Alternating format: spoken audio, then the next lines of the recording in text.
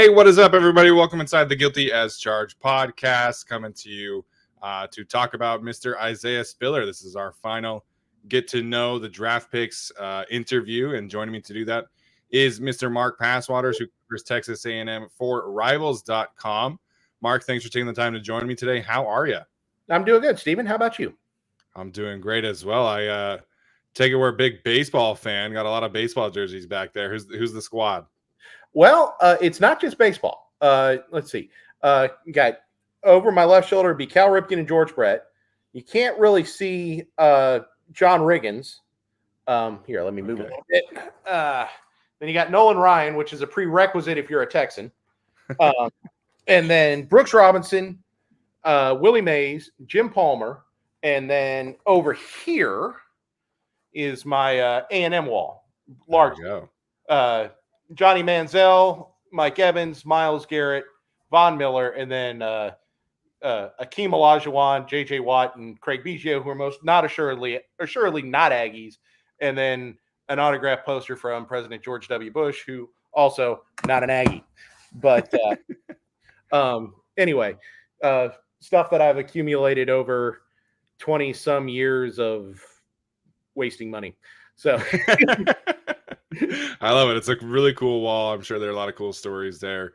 Well, like I said, we'll talk about Isaiah Spiller. Before we do, I want to get some of your thoughts about some of the other Texas A&M players and who were kind of drafted this year. Maybe get some initial reactions there. So obviously, you have to talk about Kenyon Green first and foremost. He was the first round pick for the Aggies this year.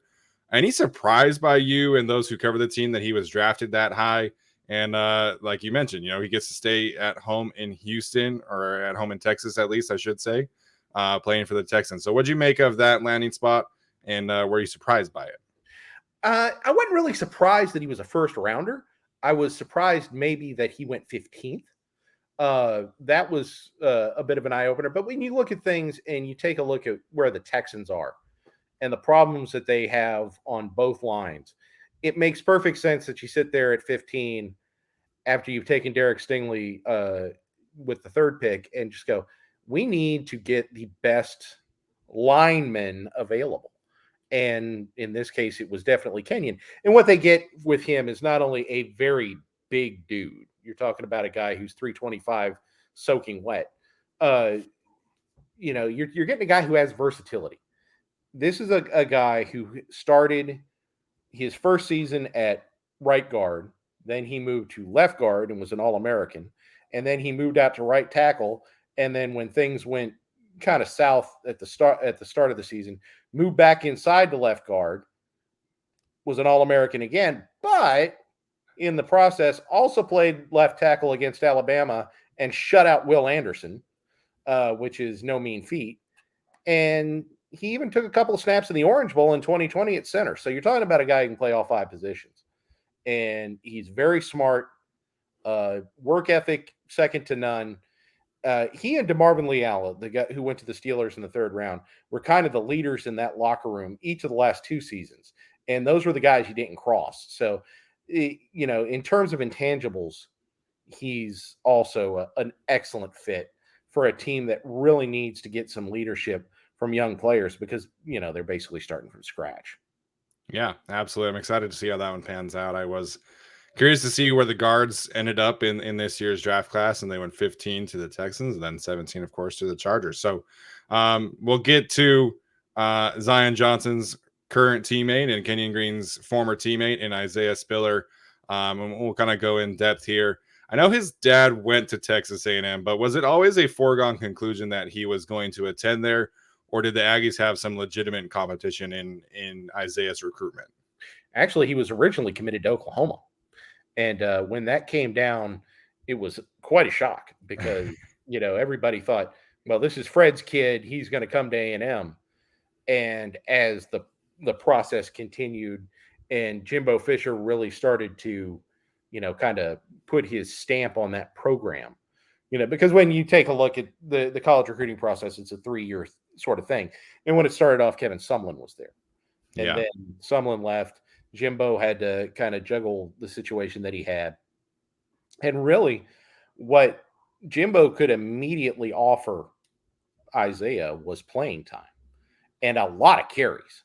You take a look at what Travion Williams, who's now with the Bengals, did his first season. He ran for 1,700 yards. I mean, they wore him out. And you took a look at A&M's backfield, and they really had a shortage going into 2019, and Jimbo really put the pressure on to try to get Isaiah to reconsider. And by midsummer, I think that the pull of the Aggie network, dad being an Aggie and all that stuff, kind of started to wear on him, and he flipped. And it didn't take long for him to get on the field. First game out against Texas State, he burst off an 85-yarder and kind of validated my argument that he was the best running back in Texas for 2019, which was a very good class. So he didn't slow down. He was a great player for A&M for 3 seasons. And not only that, he was a guy that was extremely dependable, and he also had one of those leadership roles. He wasn't as outspoken as maybe a Kenyon Green or a DeMarvin Leal, but Right. the example that he set was second to none. Yeah, and I'm really excited to dive into kind of that leadership style, and we're seeing some of that already in Los Angeles. But I want to go back to his freshman year a little bit. You mentioned the immediate impact. Was that always going to be the case for him? Was he, because you mentioned Jimbo kind of promised that to him, was he always going to be the workhorse right away, or was there another guy that he necessarily had to beat out in training camp, if you will? Well, it's kind of I wouldn't necessarily say beat out. They had a guy that they had figured was going to be RB1 in Jashawn Corbin, and he was the starter for the first game, and he was good. And then Isaiah came in and took things to another level. So you thought, oh, okay, they've got 2 good backs. This is what they need. And in the first quarter of the next game against Clemson, Corbin got hurt, and it ended his season. He tore a hamstring, if I remember correctly. And that was it. Isaiah was thrown right into the fire right then. I mean, he was RB1 the rest of the way during his time at A&M. And the first season, 2019, was kind of hit or miss. He had some huge games, and then he had some games where the totals were almost non-existent. But a lot of that had to do with the offensive line, which really kind of was struggling to get their sea legs in 2019. In 2020, he was the guy from the get-go. That same line evolved into a very, very good group. And you see a lot of those guys in the NFL now. Dan Moore is the starting left tackle, for instance, with the Steelers. And, those guys meshed into a very good college football offensive line. And he took advantage of it, 1,000 yards. And this past season, he and Devon Achane really had to carry the load because Zach Calzada, who came in week 2 after Haynes King got hurt, he had a great game against Alabama, don't get me wrong, but outside of that, it was not very good at quarterback last year for A&M. And those guys had to carry the mail, and they did a great job. And I was very impressed with both of them, but Isaiah especially, because everybody knew that he was going to have to be the guy for that offense last year, and he came through. Was the game at the Denver Broncos Stadium, was that 2020 or was that last year? That was last year. Okay. I remember watching that game thinking, man, Colorado is just daring Texas A&M to throw the ball at this point and load it up against Isaiah Spiller. Yeah. No, they were absolutely convinced that if you stop 28 and 6, Achane, who I think we may be talking about this time next year, you'd win the game. And they were almost right. They were really close. Yeah, they were really close. And as it turned out, it was one of the assets of Isaiah Spiller, his ability to catch the ball out of the backfield, that won the game for him. He caught the game-winning touchdown pass with about 3 minutes left. And, you walk out of there thinking, wow, that's a big win. But on the other hand, you're thinking, oh, my goodness, is this the best they got on offense now? Yeah, Colorado wasn't very good either. As somebody had to watch them every single week. You mentioned his ability as a pass catch. You mentioned him being dependable. How would you describe his ability as a runner, or what kind of player he is on the field on a week-to-week basis? Well, he's 225 pounds, so he's more physical than people give him credit for, especially when you watch him because he's very elusive. He has one of the best drop steps I've seen in a long time, where you kind of put that one foot in the ground and then, cut the other direction. He made a lot of guys miss with that ability. And I think that his elusiveness is something that people don't recognize. But one thing that is going to be vital, and I think people in LA will appreciate this, considering they're building around Justin Herbert, is the fact that he pass blocks. Mhm. He picks up a blitz as good as any running back I've seen in ages. And he's not afraid to get physical. He'll drop his shoulder in and take a linebacker on, when there's a gap in the line. So I think that's something that'll be absolutely critical in the NFL. And I think that's one of the things that'll help him get on the field more quickly with the Chargers.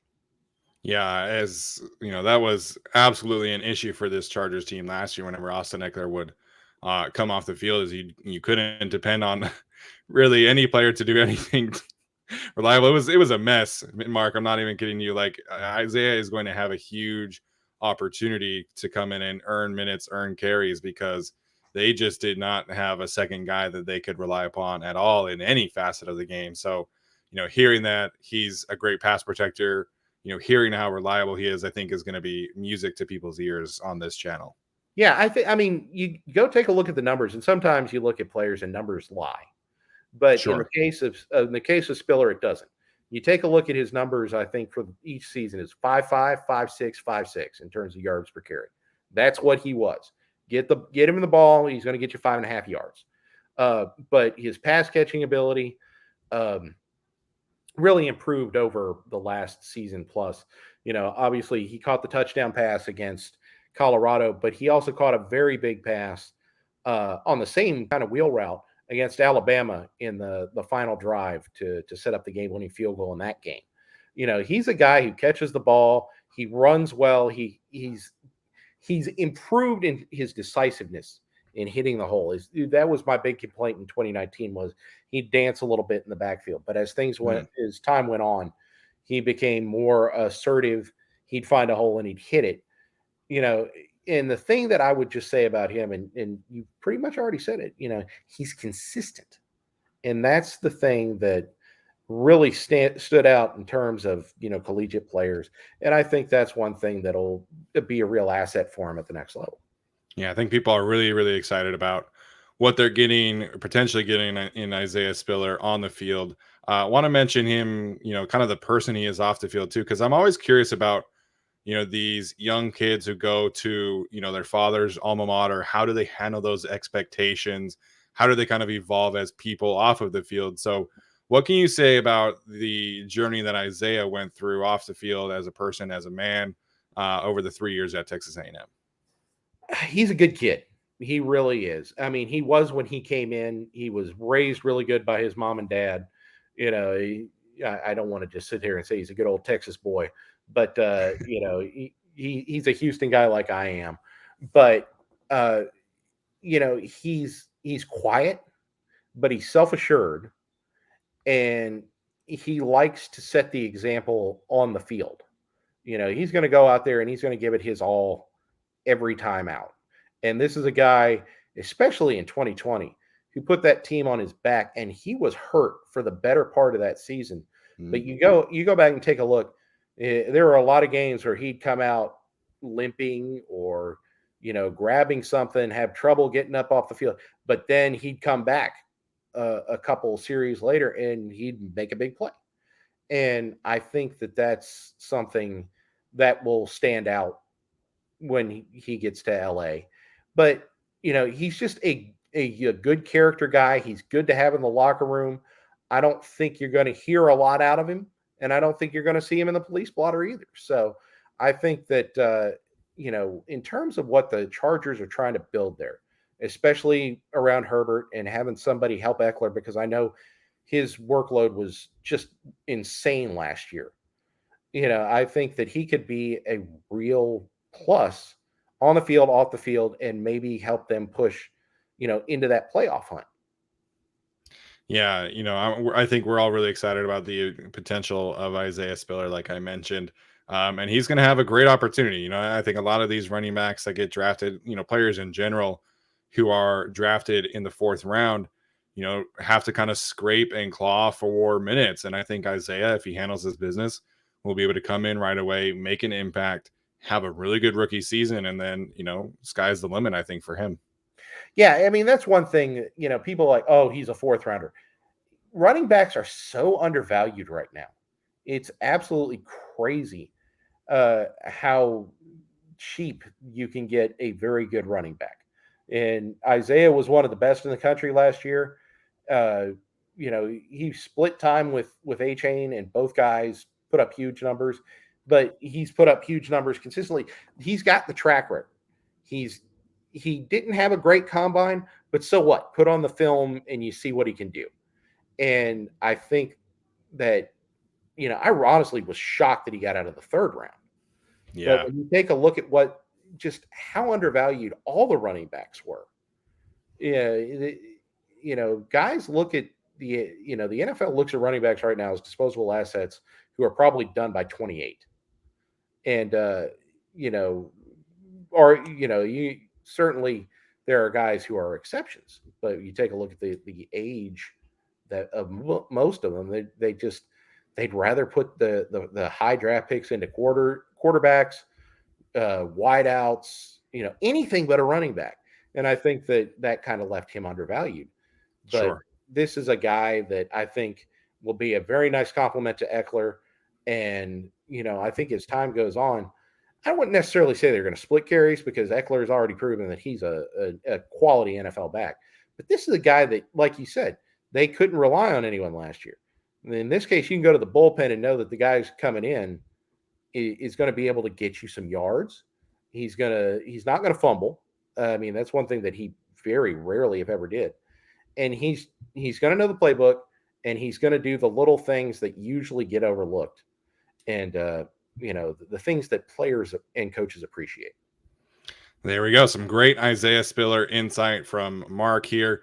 Final question. We are big time draft nerds on this show. So I got to ask, outside of Isaiah's running mate, who you mentioned, A Chain, I guess is his last name. On A Chain, yeah. Okay. Anyone else on the Texas A&M roster that NFL draft nerds like us should be keeping an eye on for next year? That's a tough question because it's a really young team. It has a ton of talent, but I think you're looking more towards the 2023 draft.